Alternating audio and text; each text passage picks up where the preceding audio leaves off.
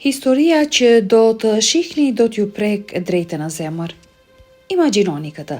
Çfarë do të bënit nëse vetëm disa orë para dasmës suaj do të zbulonit provat të pakundërshtueshme që i fejuari juaj ishte duke ju tradhtuar? Personi me të cilin mendonit se do ta kaloni gjithë jetën, rezulton të jetë dikush që mezi e njihni? Ju nuk jeni e vetmja. Ju jeni vetëm njëra prej shumë të tjerave, ju jeni ajo me fat, apo ndoshta fatkeqja që ai zgjodhi për t'u lidhur, ose ndoshta thjesht ajo me të cilën u mjaftua. A do të mundeshit ende të buzëqeshnit para familjes dhe miqve tuaj, ndërsa ecni drejt altarit në fustanin tuaj të dasmës prej $1.000, të thoni betimet dhe të angazhoni ndaj dikujt që e dini se ka plane për të qenë me të tjera pas shpinës suaj? Këto ishin zgjedhjet për Jessica Garcia, poshtërim publik ose një jetë e tërë me mendimin se çdo herë që buri i saj do të kthehej vonë në shtëpi, mund të ishte për shkak të aventurave të tija me një tjetër grua. Duken si dy zgjedhje të shkëlqyera apo jo? Për rreth 20 minuta, prifti do t'i bashkonte Jessicën dhe Paulin në martesë të shejtë, por në atë moment 28 vjeçarja po dridhej ndërsa lotët i rridhnin faqeve. Ajo do të kishte shpërthyer në vaj, nëse nuk do të ishte rrethuar nga motra dhe shoqet e saj më të ngushta që ishin pjesë e grupit të nusës. Jessica nuk ishte ende e sigurt se çfarë donte të bënte. Prandaj nuk donte që ato të dyshonin se diçka nuk shkonte. Në vend të kësaj, mbante syt ngulur në ekran, duke lexuar të njëjtat mesazhe dhe duke kaluar nëpër të njëjtat foto për të mikten herë brenda 2 orëve. Kur Cynthia vuri re shprehjen e shqetësuar të Jessicës, ajo e pyeti çfarë kishte. Jessica bëri një buzëqeshje të shtirur dhe e puthi në faqe, duke u përpjekur të fshen ndjenjat e saj. Ishte aktrimi më i mirë që kishte bërë që nga koha universitetit, kur ajo dhe Paul u njohën për herë të parë. Aso kohë Jessica studionte për teatr dhe luante rolin kryesor në një shfaqje të njohur, aty ku Paul e pa për herë të parë. Pas së shfaqjes ai e gjeti në rrjetet sociale dhe dërgoi mesazh. Ata e shijuan shoqërinë me njëri tjetrin, dhe Pauli filloi të ndiqte më shumë prej shfaqjeve të saj, por Jessica nuk ishte interesuar për një lidhje dashurie. Unë isha në një lidhje për më shumë se 5 vjet. Kishin filluar që para se të futesha në universitet. Joe ishte dashuria ime e parë në shkollën e mesme dhe mendoja se ai do të ishte buri im, ndërsa pash fotografitë e tij në një festë me një nga shoqet e mia të klasës. Mu desh shumë kohë të rimëkëmbaja nga ajo goditje dhe nuk doja të përjetoja sërish. Por këmbëngulja dhe durimi i Paulit u shpërblyen. Jessica pranoi të dilte në një takim dhe pas disa shfaqjeve në Broadway që ndoqën së bashku filluan të dilnin si çift. Ndërsa Jessica aspironte të bëjë aktore, i dashuri i saj studionte për fotografi. Edhe pse fillimisht kishte hezitime për lidhjen, Jessica ra në dashuri me Paulin dhe Pauli e bënte të ndihej shumë e lumtur. Karriera e Paulit po ecte me ritme të shpejta, prandaj ai kishte një orar të ngjeshur dhe udhëtonte shpesh zakonisht së bashku me shoqen e tij më të ngushtë, Kathleen, e cila ishte gjithashtu fotografe dhe këngëtare. Megjithatë, kjo nuk e ndalonte atë që të gjente kohë për të dashurën e tij. Pas ditëlindjes së tij të 25, Paul organizoi një festë surprizë ku shoqja e tij, Kathleen, këndoi disa këngë për të argëtuar të ftuarit. Në fund të festës, Paul i propozoi martesë Jessicës. Ata planifikuan të martoheshin pas disa muajsh, por planet e ndryshuan kur Paul u përfshi në një aksident automobilistik. Fotografi pësoi lëndime të rënda në këmbë dhe shpinë. Jessica u njoftua se i fejuari i saj kishte shpëtuar me vështirësi nga vdekja. Kur arrita në spital, ndjeva menjëherë që gjendja e tij ishte shumë serioze dhe kur e pash, mezi njihej. Mjekët po bënin më të mirën për të na qetësuar, por të gjithë ishin të shqetësuar se ai mund të kishte pësuar dëmtime të përhershme. Ai nuk u zgjua plotësisht deri pas gati 48 orësh dhe pastaj na u tha se ndoshta nuk do të mund të ecte më kurrë. Jessica gjithashtu dhuroi disa herë gjak për të fejuarin, pasi grupet e tyre të gjakut përputheshin.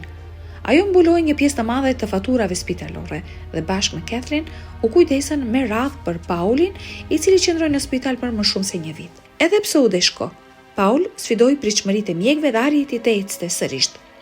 11 muaj më vonë, ai dhe partnerja e tij caktuan një datë të re për dasëm. Në mëngjesin e ditës së dasmës, Paul e telefonoi të fejuarën e tij thjesht për t'i thënë sa shumë e donte dhe sa me fat ndjehej që do të kishte bashkëshorte. Por më pak se 4 orë përpara se Jessica të ecte drejt altarit, ajo mori një mesazh në telefonin e saj.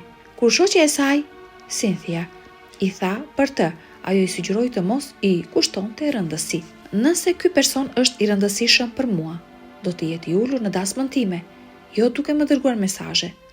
Është dita ime e madhe dhe nuk dua të fokusohem në asgjë tjetër. Por kur mesazhet nga i njëjti person nisën të vinin njëra pas tjetrës, kurioziteti i nusës u shtua. Jessica i hapi mesazhet dhe aty bota e saj u shemb. Ajo kuptoi se ato ishin dërguar nga Kathleen dhe ajo që nuk ishte thjesht shoqja më e mirë e Paulit, ishte edhe e dashura e tij. Jessica zbuloi se burri me të cilën po përgatitej të martohej nuk ishte ai që ajo mendonte. Vetëm disa minuta pasi nisi të lexonte mesazhet dhe të shikte fotot që Kathleen i kishte dërguar, Jessica posoi një sulm paniku. Ajo u rrezua papritur dhe telefoni rrëshqiti nga duart që tashmë po i dridheshin. Ajo po djersitej pa mas dhe mezi merrte frym, ndërsa zemra e rihte më shpejt se kur më parë. Fatmirësisht, shumica e shoqeve të nusës nuk ndodheshin në dhomë në atë moment, vetëm motra e saj, Julie. Jessica i tregoi motrës mesazhet. Ajo deshi ta përballonte Paulin me njerë, por Jessica i tha të mos e bënte. Ajo ende nuk ishte e sigurt çfarë donte të bënte. Biseda e tyre u ndërprej kur dëgjuan që shoqet e tjera po afroheshin te dhoma. Jessica u fut në tualet për të mos u dukur që kishte qarë. Ajo nuk ishte e sigurt se si do të përballej me shoqet e saj të ngushta apo me familjen dhe miqt. Kur doli nga tualeti, shoqja e pyeti: "A je mirë?" Jessica e puthi në faqe dhe tha me një buzëqeshje të shtirur: "Thjesht nuk mund të besoj sa me fat jam që do të martohem me një burr kaq të mirë si Pauli." Ndërsa ecte drejt altarit, Jessica mendoi për të gjitha ato herë kur kishte lënë të fejuarin e saj vetëm për gruan që mendonte se ishte thjesht shoqja e tij më e ngushtë. Ajo kujtoi të gjitha ato raste kur ai vinte vonë në shtëpi duke thënë se eventi që ai dhe Kathleen po fotografonin nuk kishte përfunduar herët. Ajo kujtoi të gjitha udhëtimet e shumta të punës që ata kishin bërë së bashku dhe që zgjatnin me ja. Ajo mendoi për herë që e kishte gjetur Kathleen në shtëpinë e Paulit dhe ai kishte thënë se po punonin në një projekt së bashku. Jessica gjithashtu kujtoi se Pauli i ishte thënë që Kathleen kishte të dashur vajzë dhe se nuk ishte interesuar për burra. Të gjitha këto ishin gënjeshtra, thjesht justifikime për të kaluar kohë së bashku. Kathleen dhe Paul kishin pasur një grindje të madhe 6 muaj më parë, dhe kjo ishte arsyeja pse Kathleen nuk ishte e pranishme në dasmë. Kur Jessica qëndroi përpara priftit, Paul menjëherë vuri re se diçka nuk shkonte. Kjo nuk ishte nusja e lumtur që duhej të ishte në ditën e saj të veçantë. Ai ndjeu se diçka nuk po shkonte, por nuk kishte asnjë ide se çfarë ishte duke u përgatitur të ndodhte. Pasi Paul përfundoi se lexuari betimet e tij, erdhi radha e Jessicas. Ajo e hapi telefonin dhe nisi të lexonte mesazhe. "Këtë fundjavë, ti dhe unë, është koha. I dashur, sill gjithçka me vete. Ti je ai që dua." Jessica është thjesht dikush që të mbush vendin. Ajo nuk do të na ndaloj. Çdo fjalë që Jessica lexonte ndjehej si një thik që i shpohej në zemër. Ajo përfundoi me fjalët: "Unë nuk do të martohem me të, po ti, Kathleen." Mesazhet e Kathleenit përshkruanin me detaje marrëdhëniet intime që kishte pasur me Paulin. Pasi mbaroi se lexuari, Jessica tha me qetësi: "Sot nuk do të ketë dasmë. Paul nuk është ai që mendoja se ishte. Unë ju dua të gjithëve dhe edhe pse kjo është e dhimbshme, jam mirënjohëse që jeni këtu. Në vend të një pritjeje martesore, do të kemi një festë të sinqeritetit, të kërkimit të dashurisë së vërtet dhe ndjekjes së zemrës edhe kur ajo coptohet." Paul u largua nga kisha i vetëm, ndërsa familja e tij qëndronte e shokuar e tmerruar nga veprimet e tij të pafalshme.